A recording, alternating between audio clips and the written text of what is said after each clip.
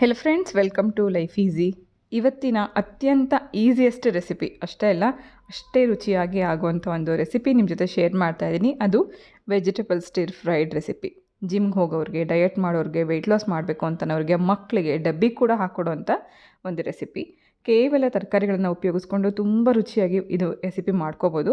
ಹೇಗೆ ಮಾಡೋದು ಅಂತ ನೋಡ್ಕೊಂಬರೋಣ ಬನ್ನಿ. ಕೆಲವೇ ಇಂಗ್ರೀಡಿಯೆಂಟನ್ನು ಬಳಸ್ಕೊಂಡು ಅತ್ಯಂತ ರುಚಿಕರವಾಗಿರುವಂಥ ವೆಜಿಟೇಬಲ್ ಸ್ಟಿರ್ ಫ್ರೈಡ್ ರೆಸಿಪಿ.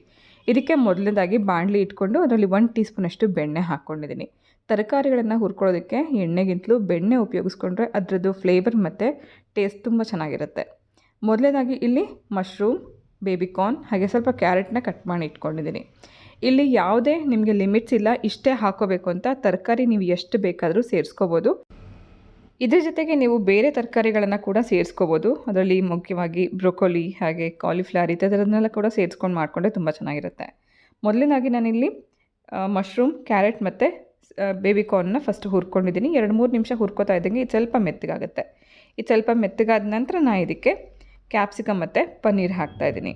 ಇದೆರಡು ಕೂಡ ಲಾಸ್ಟಲ್ಲಿ ಹಾಕ್ತಿರೋ ಕಾರಣ ಯಾಕೆ ಅಂದರೆ ಪನ್ನೀರ್ನಲ್ಲಿ ಸಾಫ್ಟ್ನೆಸ್ ಇರುತ್ತೆ. ಆ ಸಾಫ್ಟ್ನೆಸ್ ಹಾಳಾಗಬಾರ್ದು, ಹಾಗೆ ಕ್ರಂಚಿನೆಸ್ ಬರಬೇಕು ಅಂತಂದರೆ ಕ್ಯಾಪ್ಸಿಕಮ್ನ ಈ ಟೈಮಲ್ಲಿ ಹಾಕ್ಕೋಬೇಕು.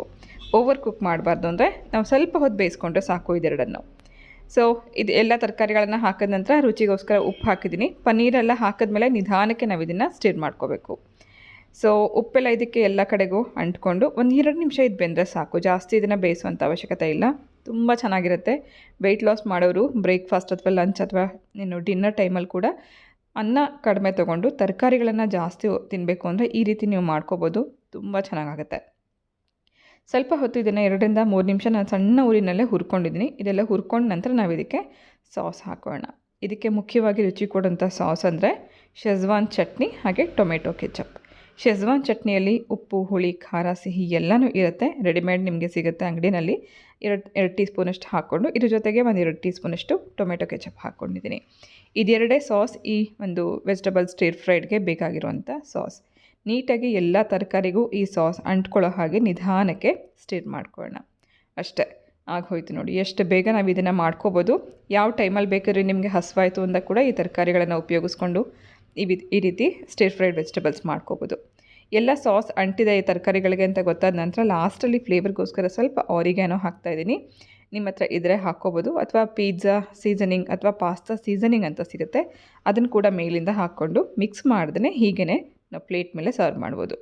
ತುಂಬ ರುಚಿಯಾಗಿರುವಂಥ ವೆಜಿಟೇಬಲ್ ಸ್ಟಿರ್ ಫ್ರೈಡ್ ರೆಸಿಪಿ ರೆಡಿಯಾಗಿದೆ. ಖಂಡಿತ ಟ್ರೈ ಮಾಡಿ, ಮಾಡಿದ ಮೇಲೆ ಹೇಗಿತ್ತು ಅಂತ ಕಮೆಂಟ್ ಮಾಡಿ. ವಿಡಿಯೋ ಇಷ್ಟ ಆಗಿದರೆ ಪ್ಲೀಸ್ ಒಂದು ಲೈಕ್ ಮಾಡಿ. ಹೊಸಬ್ರು ಯಾರು ನೋಡ್ತಾ ಇದ್ದರೆ ಪ್ಲೀಸ್ ನನ್ನ ಚಾನಲನ್ನು ಸಬ್ಸ್ಕ್ರೈಬ್ ಮಾಡ್ಕೊಂಡು ನೋಡಿ. ಇದಂತೂ ಮಸ್ಟ್ ಆ್ಯಂಡ್ ಶುಡ್. ನೀವು ಮತ್ತೆ ಮತ್ತೆ ಮಾಡ್ಕೊಂಡು ತಿಂತೀರಾ ಅಂತ ಅನ್ನೋ ಒಂದು ಭರವಸೆ ಕೊಡ್ತಾ ಇವತ್ತಿನ ಈ ರೆಸಿಪಿ ಜೊತೆಗೆ ನಾನು ಹೊರಡ್ತಾ ಇದ್ದೀನಿ. ಮತ್ತೆ ಸಿಗ್ತೀನಿ ನಾಳೆ ಇನ್ನೊಂದು ಹೊಸ ರೆಸಿಪಿ ಜೊತೆಗೆ. Thank you for watching.